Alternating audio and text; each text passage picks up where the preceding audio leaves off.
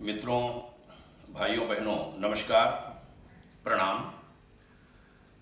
भाग्योदय विचार प्रवाह श्रृंखला की 21वीं कड़ी है। आज रविवासरी चर्चा आरंभ करता हूं। हम लखनऊ से उत्तराखंड जाने के बाद 3 आध्यात्मिक संस्थाओं से परिस्थितिवश जुड़े। विशद अनुभव खट्टे मीठे प्राप्त हुए। प्रेरणा आई कि तीनों संस्थाओं के संस्थापक महापुरुषों पर एक एक दिवस संक्षिप्त चर्चा करूं। सो आज की रविवासरी चर्चा युग निर्माण अभियान के कल्पना पुरुष गायत्री परिवार के अधिष्ठाता परम पूज्य गुरुदेव पंडित श्रीराम शर्मा आचार्य जी पर हम कर रहे हैं। पूज्य श्रेष्ठ की कारण सत्ता को नमन करते हुए मैं वार्ता का श्री गणेश करता हूं। 20 सितंबर 1911 को आगरा के उत्तर प्रदेश के आगरा जनपद के आंवल खेड़ा गांव में जन्मे पूज्यवर आचार्य श्रीराम शर्मा एक परम तपस्वी महापुरुष रहे। उन्होंने ईश्वर की एक अनूठी व्याख्या दी। आदर्शों का समुच्चय भंडार ही परमात्मा है। उन्होंने मानव को परम पिता परमेश्वर की महानतम कृति कहा। साल 1974 के सितंबर माह की अपनी सुप्रतिष्ठित पत्रिका अखंड ज्योति के पृष्ठ 6 पर उन्होंने लिखा था, ईश्वर के लोक में रहना, उसके समीप रहना, उस जैसा रूप होना, उसमें समाविष्ट हो जाना, ये चारों ही अवस्थाएं उस स्थिति की ओर संकेत करती हैं जिसमें मनुष्य की भीतरी चेतना और बाहरी क्रिया उतनी ही उत्कृष्ट बन जाती है जितनी कि ईश्वर की। मानव काया में होते हुए भी वह इसीलिए ईश्वर तुल्य बन गए क्योंकि उन्होंने सर्वतोभावेन जैसा कहा वैसा ही किया और जैसा किया वैसा ही कहा। वर्ष 2008-2009 की बात है। हम हरिद्वार स्थित देव संस्कृति विश्वविद्यालय में सेवारत थे।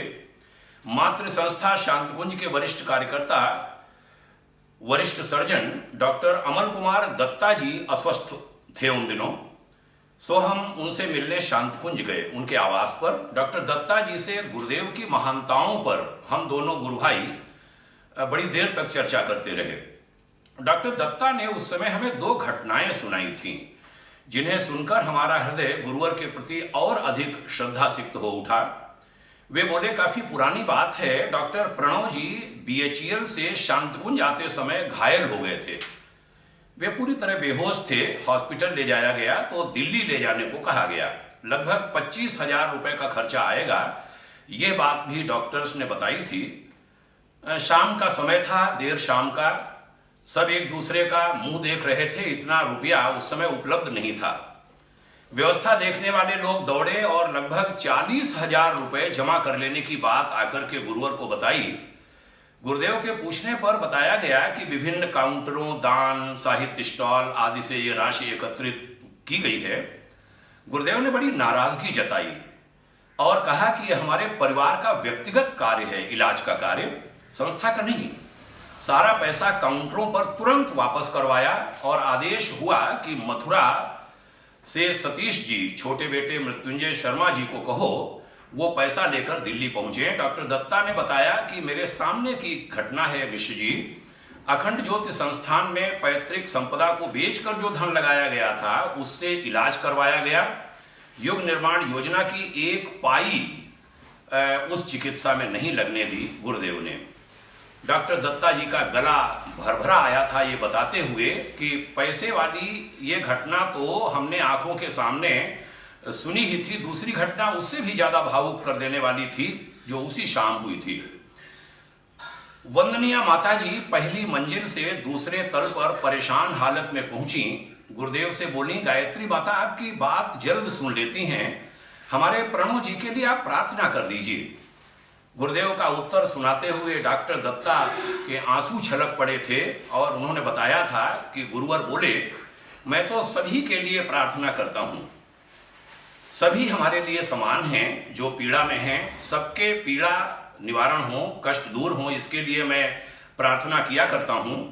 एक अकेले के लिए ही क्यों? वंदनिया माता जी गुरुदेव का मुंह देखती रह गईं और यह कहते हुए वह अपने तल की ओर, फर्स्ट फ्लोर की ओर चल पड़ी, आप न जाने किस लोक में रहते हैं, मैं तो करूंगी, मेरी बेटी के सुहाग का प्रश्न है। और माता जी अपने कक्ष में जाकर प्रार्थना में बैठ गई थी। गुरुवर वास्तव में महान थे, महानतम थे, अद्वितीय थे, अनुपम थे, तत्वदर्शी थे, सत्य प्रिय थे। उनकी कथनी और करनी में कोई भेद नहीं था। तभी हम सब उनके बनते चले गए। जो उनसे जुड़ा आखिरी सांस तक के लिए उनका ही हो गया। शांत कुंज के वरिष्ठ गुरु भाइयों ने बताया था कि जो कार्यकर्ता उनसे मिलने नहीं जाता, चुपचाप अपने काम में लगा रहता, उसे वे स्वयं बुलाते और आत्मीयता से उसका हालचाल पूछते, उसके सिर पर हाथ रखते, व्यवस्था तंत्र से उसका ध्यान रखने को, विशेष ख्याल रखने को कहते। मैंने शांति कुंज सहित विभिन्न संस्थाओं में देखा, ऐसा अब कहीं भी देखने को नहीं मिलता। वह आज भी वैसा ही ध्यान उन शिष्यों का करते हैं जो निष्प्रिय भाव से चुपचाप गुरु कार्य में, देश कार्य में लगे रहते हैं। हमने 35 बरस के अपने कार्यकर्ता काल में केवल 9-10 बार उनसे कुछ मांगा। मुझे याद है, अपने लिए मैंने कभी नहीं मांगा, सदैव दूसरों के लिए मांगा, और हर बार उनने अपने आश्वासन को पूरा किया। अपने लिए कभी चाहा तो केवल तब जब व्यवस्था में स्थान बदलने की अनुमति उनसे चाही, उनकी राय मांगी। जब जब कोई निर्णय लिया गया, मार्गदर्शक सत्ता की अनुमति से लिया गया। उसकी एक आध्यात्मिक प्रक्रिया है जो गोपनीय है और उसे गुरुवर और ये नाचीज शिष्य ही जानता है। उसकी चर्चा यहां करना उचित नहीं। गुरुवर आचार्य के साथ कुछ दिनों हिमालय की कुटिया में साथ रहे सह साधक, देवनगरी तीर्थनगरी ऋषिकेश निवासी वयोवृद्ध संत स्वामी प्रेम मुरली जी महाराज ने परमार्थ निकेतन ऋषिकेश में हमारे कार्यालय कक्ष में आकर के हमें बताया था, राम महेश जी, मैंने आचार्य वर्ग को अत्यंत समीप से देखा है।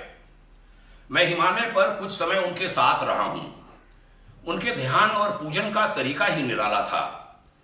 हिमालय की उच्च चोटियों पर स्थित उनकी कुटिया में भी उनकी चटाई पर ढेरों पर्चियां, कापियां, डायरियां, पांडुलिपियां तथा पुस्तकें फैली दिखलाई पड़ती। उनका अधिकांश समय लेखन और साधना करने में बीतता। वह एक भी पल खाली नहीं बैठते थे।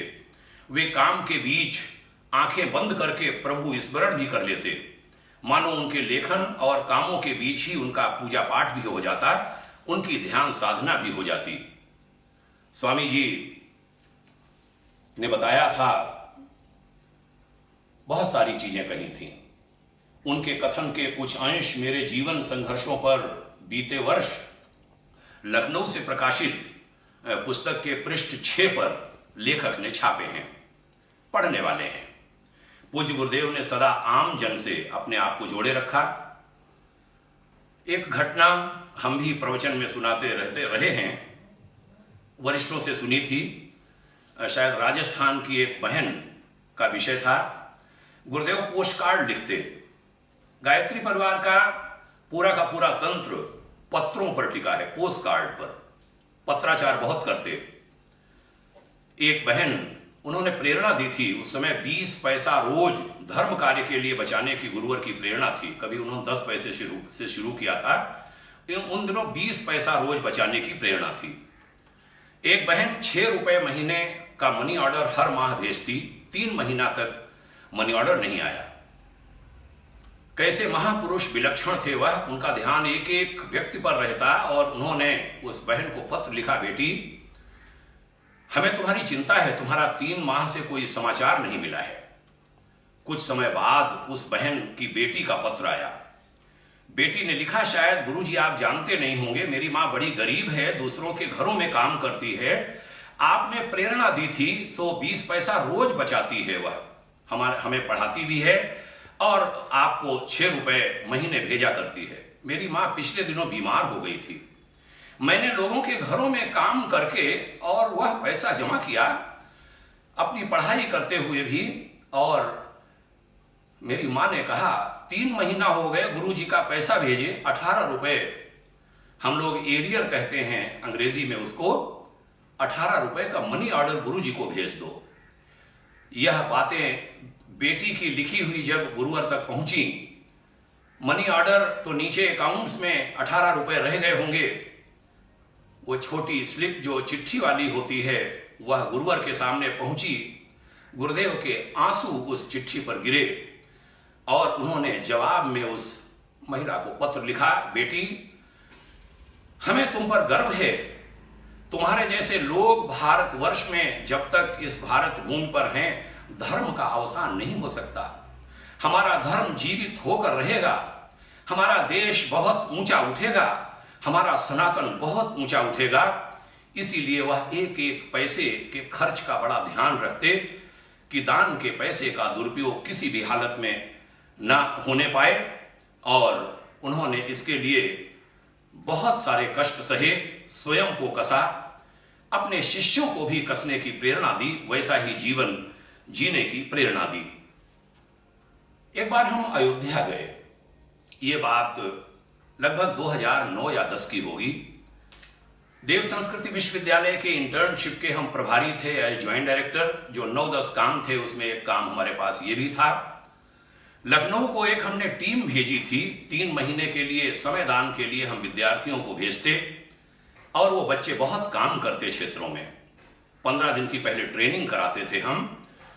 लखनऊ हमारा जाना हुआ, हमारा घर है वहां।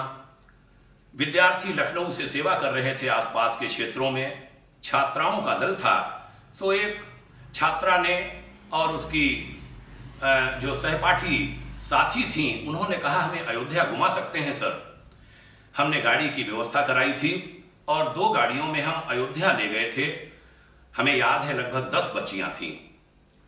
अयोध्या में एक बेटी के गुरु का आश्रम था, वो हमें वहां ले गई।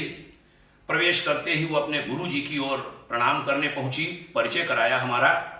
उनके गुरुजी ने अपने गुरुजी के लिए कहा कि वो जो लेटे हैं, विश्राम कर रहे हैं, वो हमारे गुरुजी हैं। एक हॉल था, मैं उनके पास चला गया। गुरुवर आचार्य श्री राम शर्मा जी का शिष्य हूं, यह सुनकर ही वह भारी बदन वाले 93 वर्ष के संत उठ करके बैठ गए। स्वागत है, स्वागत है। आचार्य श्री को हमने मथुरा में देखा था, उस समय जब उनका शुरुआती दौर था, और उन्होंने 1008 कुंड का यज्ञ रखा था मथुरा में। हम सब उनकी हंसी उड़ाते, इनके पास पैसा है नहीं, ये इतना महायज्ञ कराएंगे, इतना बड़ा साधन है नहीं। वह संत बोले, बेटे लेकिन हम लोगों ने देखा कि लाखों लोग आए, आचार्य जी मात्र एक तखत पर बैठ गए यमुना किनारे, साधन आते गए, कार्य होता गया। बाद में गायत्री तपोभूमि में हम आचार्य जी से मिले और हमने कहा यह करिश्मा कहां से हुआ? 4 लाख लोगों का आगमन मथुरा में, सारी व्यवस्थाएं, कोई घटना दुर्घटना नहीं। गुरुदेव ने उन्हें बताया था ये भगवान का काम है, ईश्वर का काम समझकर हम इसको करते हैं, भगवान ने पूरा करा दिया। तब भी आप हमें बताइए ये टेक्निक क्या? उन्होंने टेक्निक शब्द का इस्तेमाल किया था, अंग्रेजी शब्द, संत जी ने बोले उनकी टेक्निक अजीब थी। गुरुदेव ने उन्हें स्वयं बताया होगा। हमने अखंड ज्योति में छाप दिया, यज्ञ करने जा रहे हैं, पैसा हमारे पास है नहीं, तुम लोग आओगे तो अपनी हवन सामग्री लेते आना, घी लेते आना, लकड़ी लेते आना। विभिन्न सामान उन्होंने मंगा लिए। हवन सामग्री 250 ग्राम कौन लाए? 5 किलो लाया कोई। हवन सामग्री का पहाड़ इकट्ठा हो गया। घी लाए तो टीन के टीन घी आते गए। लकड़ी आई, उस समय ट्रैक्टर, ट्राली, लाहड़ू, बैलगाड़ी, उसका प्रचलन बहुत था। मथुरा भर गया बैलगाड़ियों और ट्रैक्टर ट्रालियों से, सारे साधन आ गए, टेंट वगैरह लग गया, यमुना किनारे महायज्ञ हो गया। भोजन पानी का भी हमारे पास 4 लाख लोगों का व्यवस्था नहीं है। उन संत को गुरुदेव ने कहा था, मैंने अपने शिष्यों से कहा, तो कोई सब्जी, कोई दालें, कोई चावल, सब ले आए, भंडार भर गया। और अन्न भंडार कहते हैं, भारी संख्या में भोजन करने के बाद न जाने कितना अन्न और चीजें बच गई थी। ऐसे अद्भुत महापुरुष थे आचार्य श्री राम शर्मा। यह अयोध्या निवासी उन संत ने, जो एक संस्था प्रमुख थे, उन्होंने हमें खुद बताया था और कहा कि वे बड़े अद्भुत महापुरुष थे। लखनऊ से भाऊराव देवरस सेवा न्यास की पत्रिका सेवा चेतना के पंडित श्री राम शर्मा आचार्य विशेषांक में ऐसी अनेक बातों को हमने बतौर सह संपादक छापा था। वह बहुमूल्य अंक गायत्री परिजनों में दुर्भाग्यवश नहीं पहुंच सका था, इसका हमें खेद है। राष्ट्रीय कवि आचार्य देवेंद्र देव के द्वारा रचित महाकाव्य गायत्रेय में भी ऐसे अनेक प्रसंग गायन शैली में उद्धृत हैं। उसका भी गुरुदेव के अंग अवयवों में पहुंचना बड़ा जरूरी था, जो पहुंच नहीं पाया, इसकी हमें बेहद पीड़ा है। हमारे गुरुदेव महान थे। वे सत्य भाषण में विश्वास रखते थे। वह चाहते थे कि 24,000 ऐसे साधक खड़े हों जो भावनाशील हों, परिश्रमी हों, प्रामाणिक हों, तो हम पूरे देश को ही नहीं पूरे युग में बदलाव ला सकते हैं। कथनी करनी भिन्न जहां है, धर्म नहीं पाखंड वहां है, जैसी अनेक उक्तियां कहकर उन्होंने अपने शिष्यों को भीतर से ऊंचा बनने और ऊंचा उठने की सलाह दी थी। अनेक साधक उनके निर्देशों पर चलते हुए खुद को ऊंचा उठा सके, और वह सदैव गुरुदेव को अपने अंग संग पाते हैं, आसपास पाते हैं, उनका संरक्षण पाते हैं। आचार्यवर ने आत्म कल्याण करते हुए लोक कल्याण करने की प्रेरणा सभी को दी। मैं क्या हूं? पहली पुस्तक लिखने वाले गुरुदेव की लिखी लगभग 2400 पुस्तकों की सूची हमने लखनऊ में खुद टाइप करी थी। कहते हैं उन्होंने लगभग 3000 पुस्तकों की रचना की। विश्व जीवन का कोई भी विषय शायद ही उनसे इस लेखन में छूटा हो। अनेक घटनाएं हैं उनके जीवन की। बीमार हो जाने पर, तकलीफ हो जाने पर जूस पीने से मना कर देना, उसकी उल्टी कर देना, जो जल समझकर उन्होंने पी लिया था। अतिथि आने पर पंखा चलाना फिर बंद कर देना। स्वयं लखनऊ के वरिष्ठ पत्रकार अभी हैं वह शरीर में, माननीय श्री वीर विक्रम बहादुर मिश्र जी, उन्होंने हमें यह घटना सुनाई थी। उनके साथ ये घटना घटी थी। तृतीय श्रेणी के डिब्बे में यात्रा करना, सादा जीवन उच्च विचार के प्रतीक बन गए थे वह, जिनकी वाणी सिद्ध थी। गायत्री मानो जिह्वा पर, सरस्वती मानो जीभ पर विराजती थी। 24 वर्षों की तप साधना उसके मूल में थी। जैसा देश जानता है, दुनिया जानती है, देशी गाय को जौ खिलाया जाता, गोबर में निकलता, वह अलग किया जाता, धोया जाता, सुखाया जाता, उसका आटा बनता, उसकी रोटी और छाछ देशी गाय का 24 वर्ष, न कोई मीठा न कोई नमकीन। ऐसी तपस्या वाला जीवन जीते हुए जो उन्होंने 24 लाख गायत्री महामंत्र के 24 महापुरुष चरण किए थे, यह वास्तव में उसी का परिणाम था। मैंने कहा उनकी वाणी सिद्ध थी। कोई उनसे कहता आप तो भगवान हैं, आप तो अवतार हैं, वो मना करते, ना ना ना, ऐसे मत कहना, 40 भगवान भारत की जेलों में बंद हैं, ऐसे कहते हो और हंसने लगते। हमें सामान्य बने रहने दो, मैं साधारण इंसान हूं। वह युग निर्माण अभियान को पंथ बनने देने के सख्त खिलाफ थे।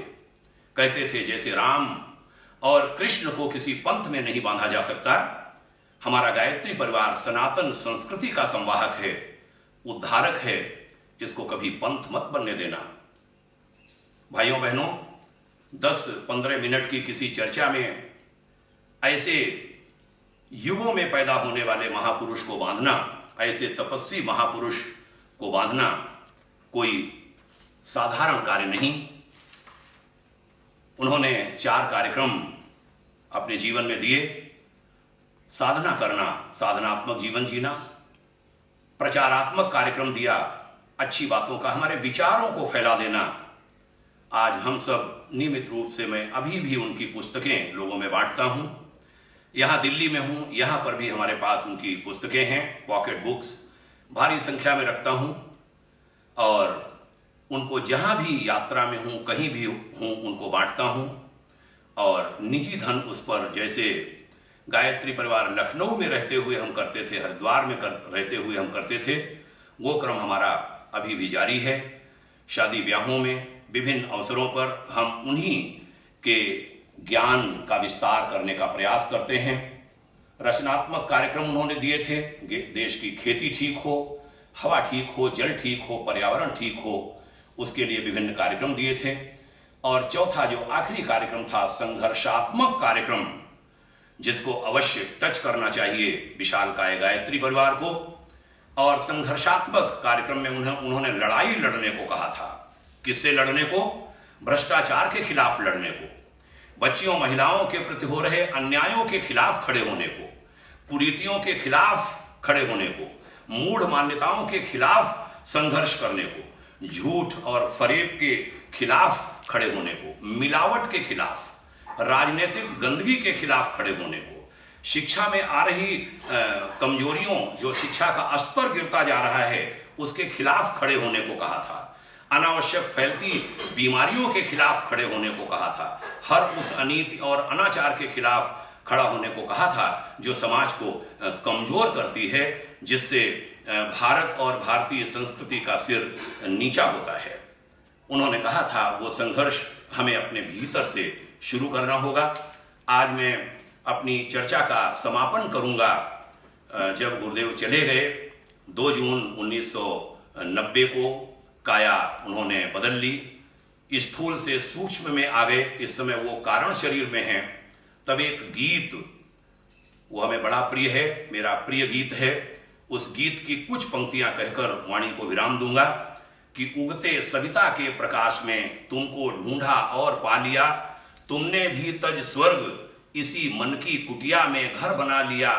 बंधन था यह किन जन्मों का नहीं जानती प्रज्ञा मेरी, बस ऐसा लगता था कोई करता है आने में देरी, पर प्रकाश देखा और लगा कि आज अमृत गंतव्य पा लिया। उगते सविता के प्रकाश में तुमको ढूंढा और पा लिया। उन्होंने कहा था हमसे संपर्क करना सविता, यानी प्रत्यक्ष सूर्य भगवान में देखना। मैं मिलूंगा, आपसे बातें करूंगा, आपकी समस्याओं के निदान करूंगा। 4 कड़ियों के इस गीत की दूसरी कड़ी में लेखक ने लिखा था, रचयिता ने, यह विस्तृत नभ लगता है जैसे अपना ही पावन घर है, बस मैं ही नीचे हूं, बाकी मेरा सब कुछ ही ऊपर है। लगते ही वह चिर प्रकाश मम प्राण लगा डुबकी नहा लिया, उगते सविता के प्रकाश में तुमको ढूंढा और पा लिया। शायद इसीलिए जग का हर प्राणी अपना ही लगता है, देख किसी के भी आंसू अपने मन बीच दर्द जगता है। सबके दुख में दुखी हुए तो सबके सुख में सुख मना लिया, उगते सविता के प्रकाश में तुमको ढूंढा और पा लिया। शिष्य गुरुदेव से कहता है, तुम ही तो बसते हम सब में, तुम ही तो बसते हम सब में, मेरे अंतर्यामी भगवन, खिलते फूलों में भी होता नाथ तुम्हारा ही तो दर्शन। मिली निकटता इन प्राणों को जब गहरा विश्वास पा लिया, उगते सविता के प्रकाश में तुमको ढूंढा और पा लिया।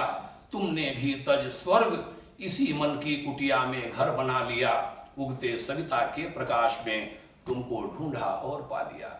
ऐसे गुरुदेव की कारण सत्ता को हम सबका नमन है, जो वास्तव में व्याप्तम ये न चराचरम है, जो किसी भी आश्रम की दीवार में सिमटने जैसी उनकी स्थिति नहीं होती।